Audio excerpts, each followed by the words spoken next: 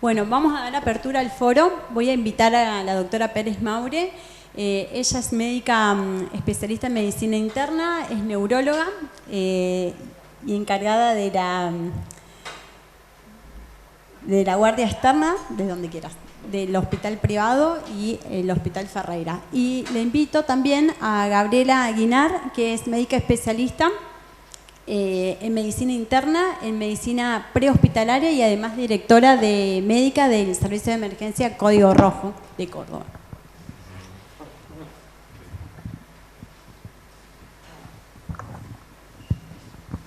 Hola, ¿qué tal, Pamé? Muchas gracias por la invitación. ¿Cómo están? Bueno, justamente creo que una de las grandes desventajas que tenemos nosotros y una de las grandes dificultades en realidad es el prehospitalario, ¿sí? Entonces, Gabriela, ¿cuál crees que sea la situación y las principales barreras del servicio de emergencia de la ciudad de Córdoba para el óptimo manejo de tiempo de atención de los pacientes que están sufriendo un ACV en el prehospitalario? Bueno, yo creo que bueno, hasta ahora se ha hablado todo lo hospitalario y eso está bastante como desarrollado y bastante aceitado y se está trabajando mucho en eso.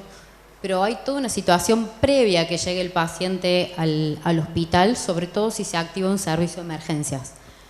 La primera barrera que encontramos es la identificación del síntoma, ¿sí? No siempre los síntomas son tan fluidos como para que el paciente o la persona que está acompañando al paciente pueda decir o pueda sospechar esto puede llegar a ser un ACV.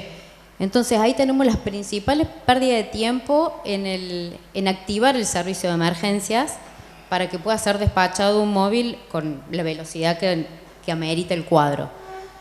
Sabemos que es una patología tiempo dependiente. Sabemos que es una patología tiempo dependiente, pero no siempre el paciente o el familiar del paciente puede reconocer, salvo que tenga una hemiplegia, una fase y cosas que se conocen públicamente, puede reconocer que a lo mejor una parestesia pueda llegar a ser un ACV y se demora el tiempo de activación del servicio de emergencias.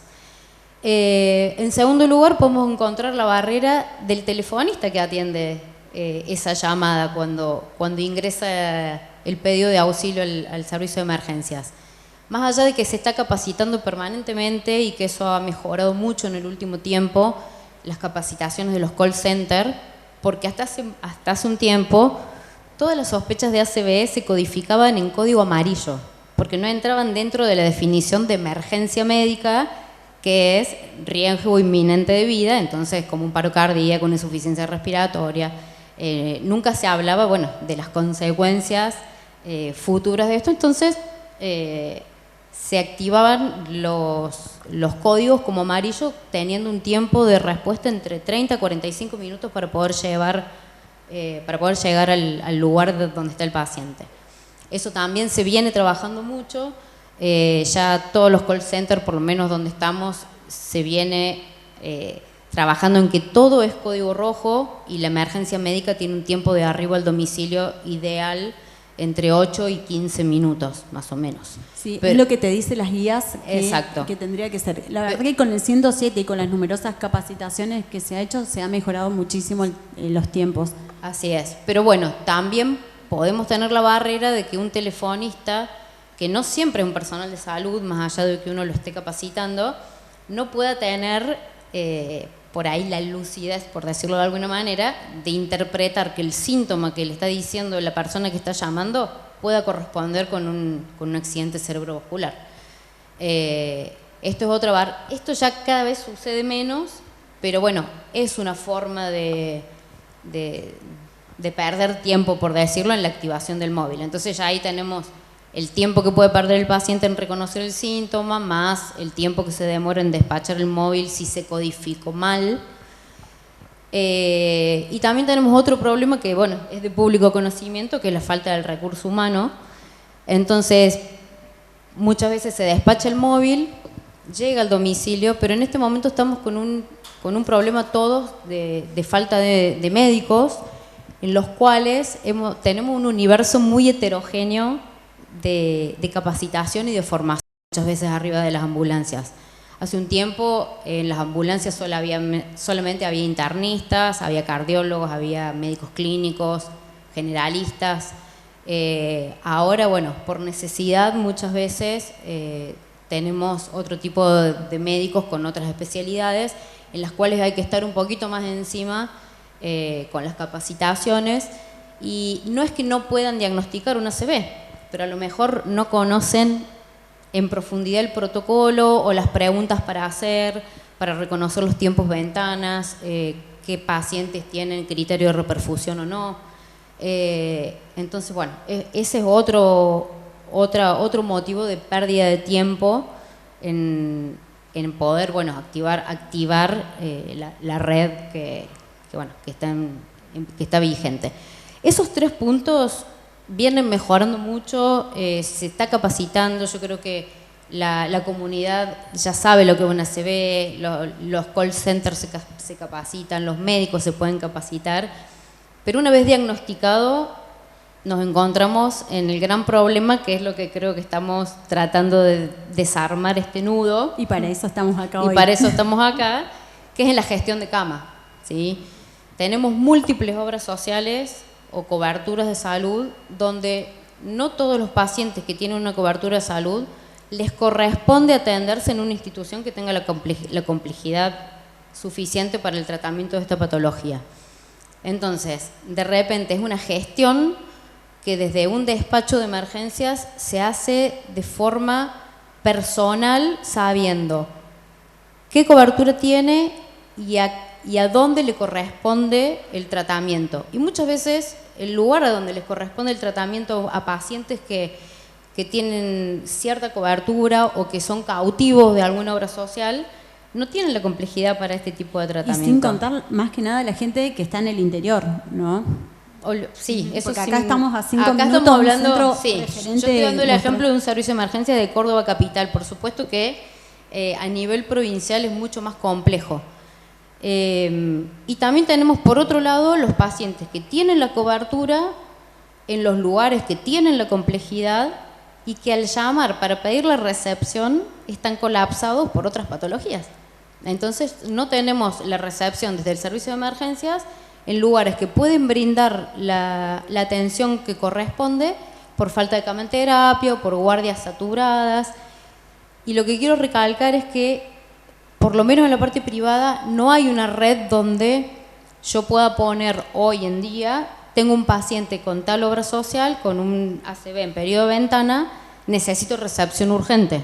No, es una gestión que hace un administrativo llamando a cada uno de los lugares a donde tiene cobertura ese paciente, con los tiempos de espera de ver si realmente hay cama o no hay cama, un administrativo que te dice llaman 10 minutos, entonces es tan individual esa gestión que es el momento donde más tiempo se pierde. Sí. Yo creo que, bueno, hoy el paradigma es ese, ¿no? Receptar el paciente, ver qué prepaga tiene y en base a eso justamente derivar al centro que lo cubre, pero yo creo que eso es algo que en algún momento hay que articular el sistema público-privado, generar algún tipo de módulo porque en realidad tiempo de cerebro, por cada minuto se mueren 2 millones de neuronas que equivalen a 3 años de vida, en donde tenemos que derivar al paciente al lugar más cercano que sea capaz de tratar a ese paciente. Sí, en la parte pública tampoco varía mucho esto, con la gran diferencia, o peor, de que la comunicación entre los despachos, ya sea del 107 o de cualquiera de los servicios de emergencias privados, no hay un teléfono donde comunicarse, entonces salen las ambulancias a peregrinar por los hospitales. Con un paciente infartado. Con un paciente infartado, exactamente. Entonces vos llegás a un hospital, te dicen que no tienen cama, que no lo pueden recibir porque no hay lugar. Nos olvidemos de todo el mapa que vos pusiste de los lugares donde se atienden. El problema muchas veces es la recepción por la falta de disponibilidad de cama, de terapia intensiva, de guardia, de neurólogo muchas veces. Entonces son como 2 escenarios diferentes, porque yo también puedo decir, bueno, el paciente que tiene una obra social donde no tiene cobertura en un centro que tiene la complejidad necesaria para tratar la patología, lo puedo llevar a un hospital público. Y llegamos al hospital público, el hospital público está saturado, o la respuesta es, no, tiene obra social, ¿sí? Creo que este es el nudo a destrabar, Tenemos que trabajar mucho en eso. Entre lo público y lo privado. Tengo una pregunta, Pamela. ¿Esta realidad es igual para el infarto de miocardio o es distinto? Y la otra pregunta es si hay un sistema informático que administre toda esta asignación de camas. Hay una red de infarto que es así. Yo, en mi experiencia desde el 107 o desde la parte privada también, a ver, nosotros en el servicio de emergencia privado también atendemos pacientes que no tienen obra social. Hay una red de infarto que está un poquitito más aceitada por ahí, más fluida, donde el Hospital Córdoba es el referente, y también les suele suceder que no tienen cama, y ahí interviene muchas veces derivación de pacientes, pero la verdad siempre termina siendo un problema en la pérdida de tiempo la gestión de cama, ¿sí? Funciona un poco más, tiene como muchos más años el tema de la red de infarto. Entonces, como que todo el mundo sabe que un paciente con un infarto agudo en miocardio con supradesnivel tiene que ir al Hospital Córdoba, sin obra social. La gente está educada, ya sabe, con algún signo se agarra el pecho, ya sabe que tiene un infarto, tiene alta sospecha. Entonces, la educación por parte de los cardiólogos es hace un montón de años más que nosotros, que recién ahora estamos empezando a tener la conciencia de la actividad que, digamos, reconocer y que es tiempo dependiente de la patología. Sí, creo que eso es la capacitación. A ver, la red de infartos no sé cuántos años tiene, pero debe tener alrededor de 10 años y creo que a eso tenemos que ir. Pero bueno, estamos hablando de la red de infarto, es solamente pública. En la parte privada también es como que está también, hay mucha más disponibilidad para que un paciente con un infarto ingrese en hemodinamia. Ya. Exacto. Sí, igual nosotros somos prehospitaleros. Yo te cuento, digamos, el problema nuestro con el paciente arriba de la ambulancia. ¿Sí? Muchas veces no somos muchos los que hacemos emergencias, y yo entiendo que es muy difícil para un médico que está en una guardia con la terapia llena, con la guardia llena, aceptar un paciente. No, les cuesta mucho, es muy difícil explicarles que el paciente va a estar siempre mejor en una institución que arriba de una ambulancia. Si tuviésemos un tomógrafo arriba de la ambulancia y la gente capacitada para decir, bueno, este paciente tiene criterio para ir haciéndole trombolisis arriba de la ambulancia, sería otro tema, pero no lo tenemos. Entonces, realmente los que hacemos emergencias muchas veces dejamos las coronarias en esto de las patologías tiempo dependientes, donde uno va viendo en la gestión de cama que se te pasan los minutos y las horas viendo dónde dejar un paciente. Acá quería hacer un pequeño comentario en alusión a este problema que es tan real en todos lados, y creo que la pandemia COVID nos enseñó un poco de esto. En Mendoza, por ejemplo, en la pandemia COVID, y esto creo que sí son otras provincias también, se le puso un precio a la cama COVID.